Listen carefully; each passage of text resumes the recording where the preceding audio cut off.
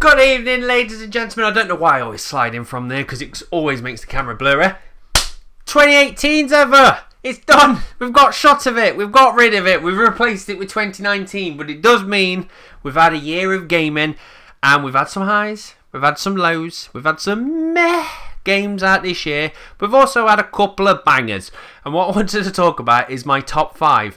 If you watched my previous video, it was the top 10 games of 2018 that I filmed 15 minutes ago. You might not have seen that because I accidentally deleted the footage and decided I'm not going through all the 10 again, I'm going through the 5. So this is my top 5 games, and by the way, this is my top 5 games I played this year, not the top games of 2018, so some of these games might be old. So the first game I wanted to mention in at number 5 is Resident Evil 4. Yes, that old bad boy. I've only got around to ever playing it, and the reason for me playing it is I've been streaming quite a lot lately, and I played Resident Evil 7 and I really enjoyed it, and some of the people in the stream was like, you need to play number 4, and I was like, okay, I may play it, and I looked at it, I was like, looks a bit ropey, and my friend Matt purchased it, and he was like, there you go, you can't say no now, go play number 4. So I did, and within 30 minutes I hated him a little bit. Because I was like, this game's shit. Now, do I have to play this because it's been purchased for me? Because it kind of handles like hot garbage. I don't like this game. And I carried on playing it, and I was just like, it's clunky, it's annoying, it's horrible. And I played a little bit more, and I was like, okay, I'm getting my head around these controls a little bit now. And then it played a bit more, and then it clicks. And your brain goes, of course, it's got to be clunker. Because if it wasn't clunker, and you didn't have to stand still to shoot zombies, if I could walk around going, get back, you bastards, and just shooting at them, there'd be no difficulty. If 4 zombies turn up and you can step backwards, I'd be like, not a problem, that's a breeze, son. But when you have to stand still and reload and think about your targets because you've only got a limited amount of bullets, it makes you panic. And that is the crux of Resident Evil, of just, it's constantly just going, go on, and you're like, no, and it just panics you into shooting and blind firing, and then you got no ammo and you have to run off and try and get some ammo, and it was just gorgeous. I really enjoyed it. The story was fun. I enjoyed the actual boss fights, and I just enjoyed playing a game that I came away from going, well, that was easy.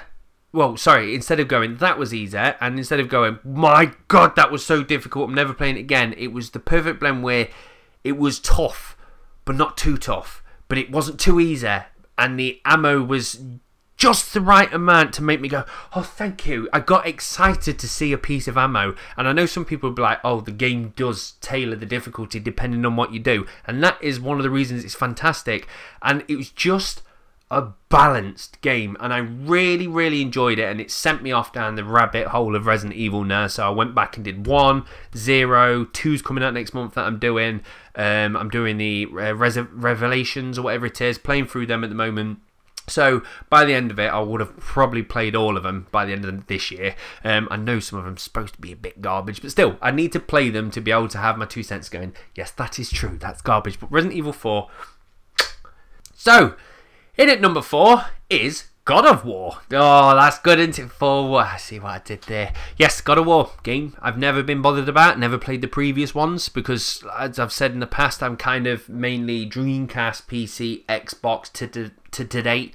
To date, what's that mean? I don't know. It means I've only got around to enjoying the PlayStation. I had a little bit of a PS3, but PS4 I'm really enjoying. So I was like, you know what? Time to give God of War a go. See what it's all about. And what it's about is a very fucking good game. Very good game. The thing that made me just go, wow, more than anything, is just the attention to detail of the world. Now, most games, you don't get to enjoy the tiny piece of moss and that odd-shaped brick because you're just running around bombing and killing things too quick.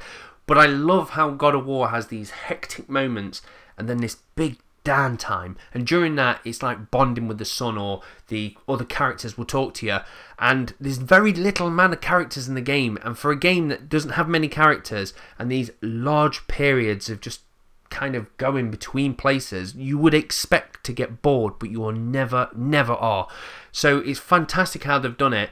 And with a lot of games, there's only tend to be two reasons why I do like side missions as such. It will either because it's going to give me some loot or some XP or help with the grinding, or it's because I've completed the game and I loved it so much I just need to vacuum up some more missions, so I'll hit the side missions.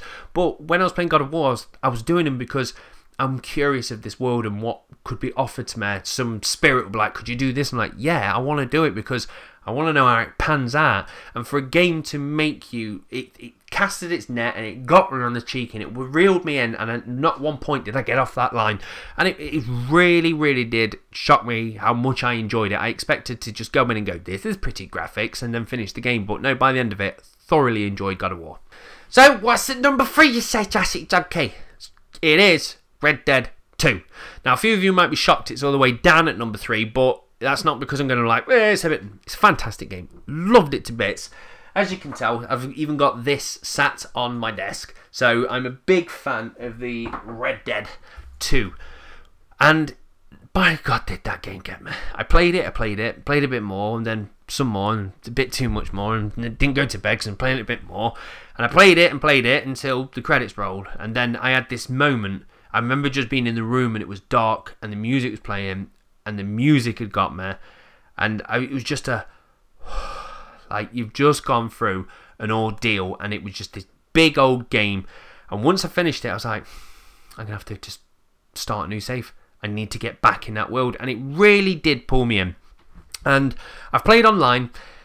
Yeah, online's online. It's what you expect. I like going around online with my posse, with my boys. It's good fun. But then you bump into another posse with some other boys from the other side of the internet, and they remind you what people on the internet are like, and you go, oh, this is a bit annoying, isn't it? Just constantly getting capped in the back of my fucking head non-stop. But still, we're talking about the actual base game here, and I really enjoyed it. I think the story and the dialogue is just top notch. I know a lot of people are like, well, this should just make a bloody movie. No, I think there's a time and place. The game is very much like a movie, to the point where they'll go, okay, we want you to go do this mission, and you haven't got many options to do it. You just got to go through it and shoot, and that's pretty much it. You can't, like a Ubisoft game, or just tackle it in the way that you want. They don't go, there's your objective, snipe them, or set a fire and burn them out, or anything like that. You don't get many options in the game, really. It's just kind of do it. But I think that's okay. I'd like to see in the next iteration of a GTA or something like that, a bit more room for us to tackle the missions how we actually want. But like I said, I didn't mind it. It wasn't a problem. I kind of only noticed that was a problem until it got pointed out at the end of the game, and I was like, no, there's something in that. I agree with that. But overall, Red Dead just pulled me in, and I love going around the world. But there's one thing that kind of I wish they had a bit more in, and I'll talk about that when I tell you what number 1 is, because that's why number 1's number 1, because it has this cool thing in it. So anyway, let's talk about number 2, Yakuza 0. Now, Yakuza is a game that I've never played. I've never played the Yakuza series, and as I said, because I've only just got around to playing PlayStation. I say only just got around to it. I've had it a couple of years, but my point is, I was like, I got the PlayStation to play these big old exclusive games, and I want to get an exclusive that I didn't buy the console for. One that I'm not bothered, but now I've got the PlayStation, I can go, ooh, have I been missing this all along? So I got Yakuza. Joe got it for me, and I chucked it in, and I just made me go, yes, this is one of the finest exclusives I've played, because it's just... The thing is, the story's good. I love the town. I love the combat. I love just the way it all works. But what I like is if you says to somebody, get Last of Us, get them tear-jerking moments, and that story just that makes you just go, oh my God. And then get Saints Row that makes you laugh and just giggle, and it's just so much over the top, and it's just mash them together and make a little baby. Is that going to be a good baby? And everyone will be like, no, that would be a horrible baby, because you can't have tear-jerking moments and slapstick comedy, because they just don't marry together. And I would say you're wrong. Play Yakuza, because somehow, I don't know how, they've done it. It's the only time I've ever seen a game in my entire life that can combat the just the silliness. 1 minute I'm fighting people, bear in mind this isn't Yakuza 0, I've played so many I can't remember exactly what happens in each game, but in a Yakuza series, for instance, you're fighting guys in nappies that are in a daycare, and then in the other moment you're holding a character that you've invested in, and you're just like, oh my God, I can't believe they've died.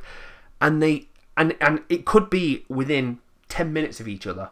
They can twitch, just show both sides of the coin so quickly, and you don't notice it, and it's not jarring. And that's why I was like, Yakuza's is something special that I've never seen before. I've played sandboxers and I've played fighters like that, but I've never played one where they can just jump between two different styles constantly. And I absolutely love the characters in the game. They're some of the best characters I've ever seen, and it just made me go, right, I need to find out more about this Yakuza. So I jumped from 0, and then I did 1, and then I jumped to 6 because that just come out as I finished 1, and then I jumped to 2. Now, I did myself a little mischief by doing that because I burnt myself out. So I've not yet to complete number 2. Put a little pin in that for now. And that's because I've just played 4 of them, all within one after another, which was a very, very stupid decision on my behalf. I know that. But I will get around to finishing number 2. But yeah, Yakuza 0 is fantastic because, one, if you've never played a Yakuza game, play 0. It brings it in at the start and explains the story. So if you go off to play the others, you pretty much know what's going on. And even if you don't want to know what the others are, you can jump in because these stories are big old meaty stories. So they're kind of self-contained. But if you like to have a story that drips into the other games, it does that too. So you can do what you want with the Yakuza. But yeah, Yakuza's just a game that's made me gone, I'm so glad you're in my life now. I didn't know you exist, but now you're here. Thank you, Yakuza.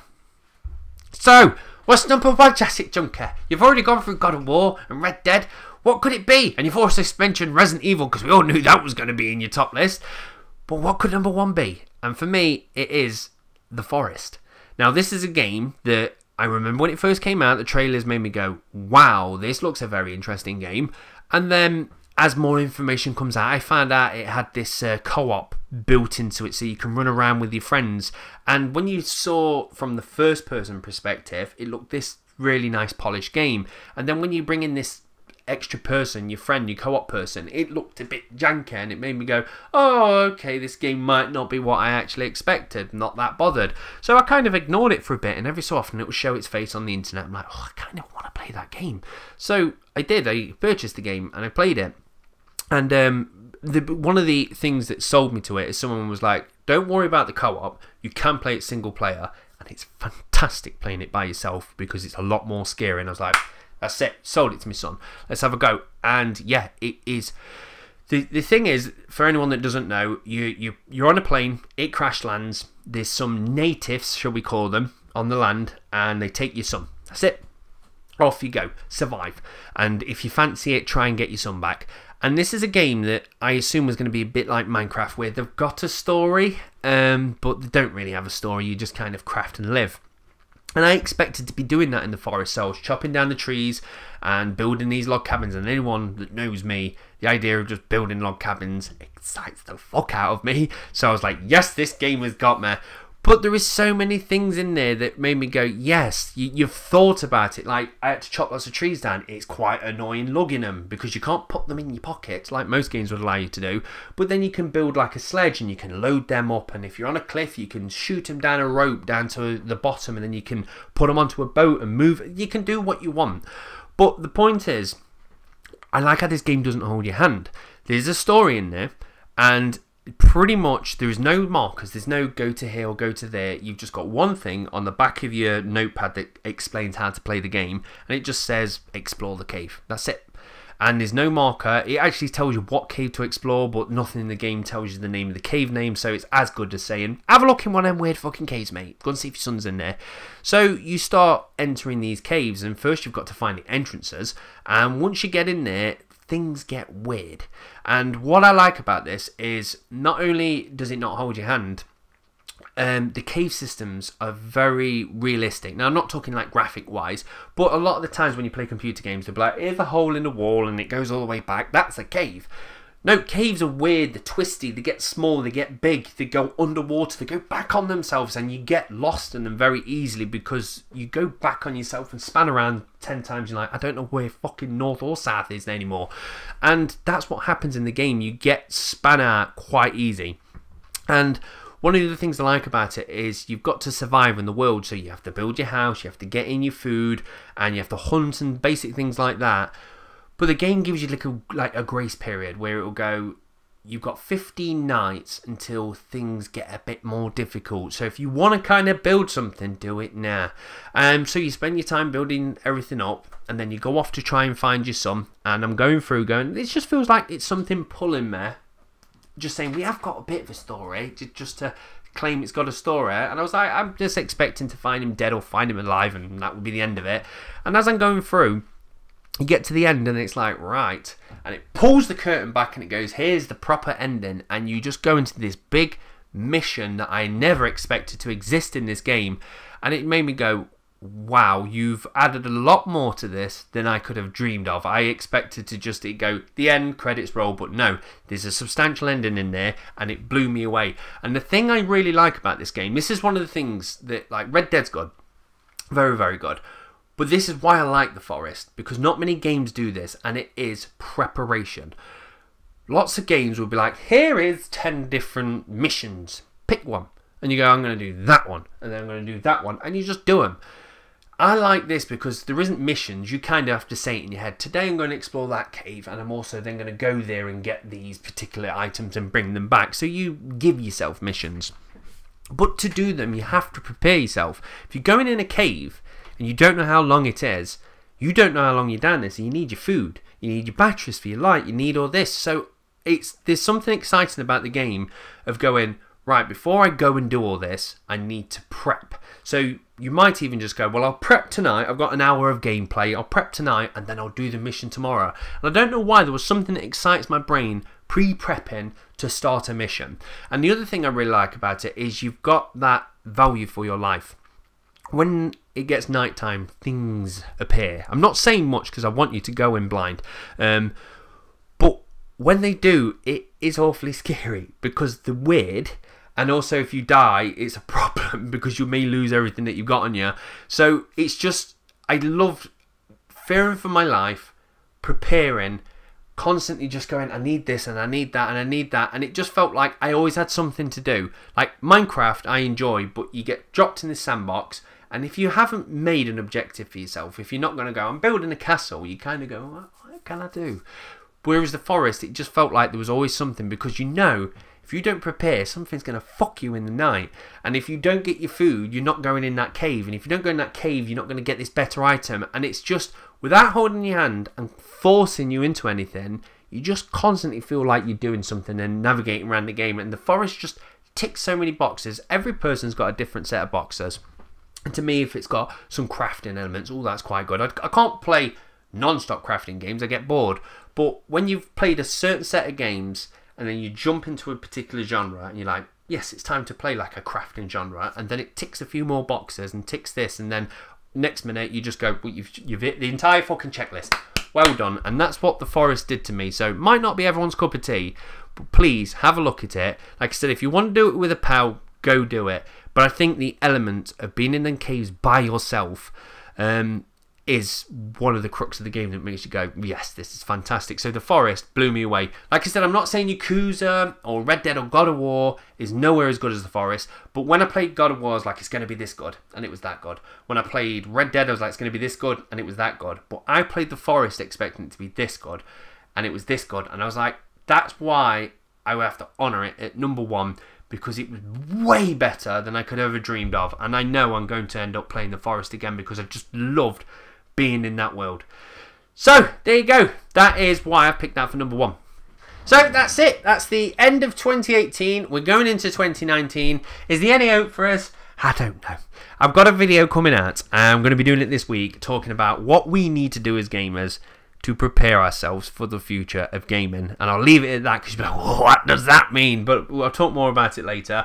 There's one or two games that excite me for 2019, but to be fair, I haven't got time to go into it, because there's a little icon above your head, which is a red battery that's flashing. That's normally a clue to wrap things up. Probably don't help that I've done 2 takes of this and I ended up deleting one of them. So that's me done and dusted. That's 2018 in a nutshell. Let's see what 2019 is all about. And apparently this is how I end videos now. I just walk off and go quiet.